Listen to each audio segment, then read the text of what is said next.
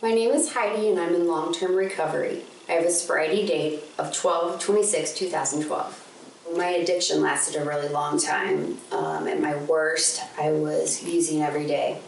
I was waking up in the morning sick, trying to figure out how I'm going to get money so that I can get what I need to feel better.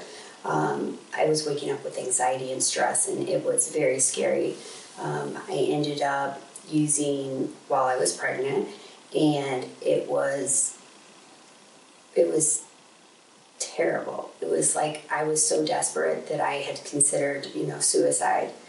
And I was actually thinking of ways I was going to do it, but I just couldn't do it. I had, I guess, a little glimpse of hope for my future. So that's kind of where and what it was like before. So I tried everything other than, what people were telling me to do. I tried the methadone clinic. I tried detoxing on my own. I tried going the medication route, but only the medication route. I tried psychiatrists. I tried everything, and my way never worked. So I had been using for a long time, and I had stopped using when I went to an outpatient program. And during that time, I ended up pregnant, and my addict brain thought that it was a good idea to just one more time. I should just use one more time. And that one more time turned into me using my entire pregnancy. When my son was born, he was born addicted to heroin, and he had to be weaned off the medication, or off the heroin. During that time, I was back in outpatient, and the counselor suggested that I look into something called Family Drug Court, and it's a voluntary program. So that was like kind of a turning point of, okay, I'm going to listen to somebody else. I'm not going to keep trying to do things my way. And that's when things started to change. I joined the Family Drug Court, and I had to do certain things like PTSD classes, therapy. I had to go to court on a weekly basis, parenting classes. I had to do a lot of things, go to 12-step meetings. That was the most important thing. That was the thing I never tried before.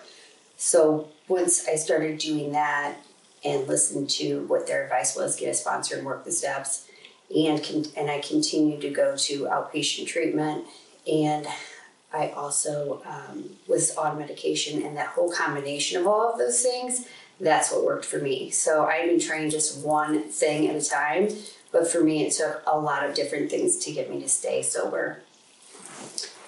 To someone still struggling, I would give them the advice that if I can do it, so can you. I've seen people who have gone further down the scale than I have, been homeless, panhandling.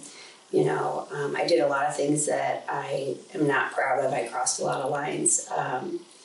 But there is hope if you continue to try and just stop doing things your way and let go.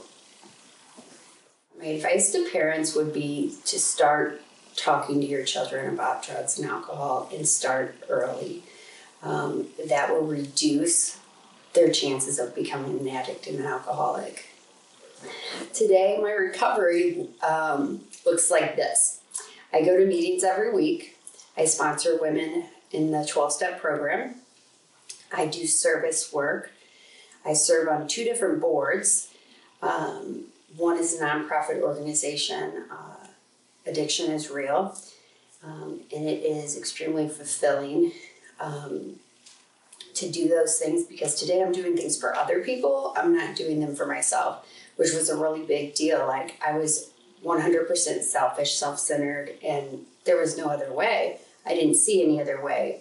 I didn't think out of myself. So that's something that the program also taught me, is seeing where it can be helpful to others, and I continue to do that on a regular basis. I also continue medication. I am still on naltrexone. I don't think because I need it anymore, but it's just a safety, and because it works, I don't want to take anything away from what I've been doing all along, because I'm afraid that I'll end up where I came from, and I do not want to go back there. My life is 100% better today.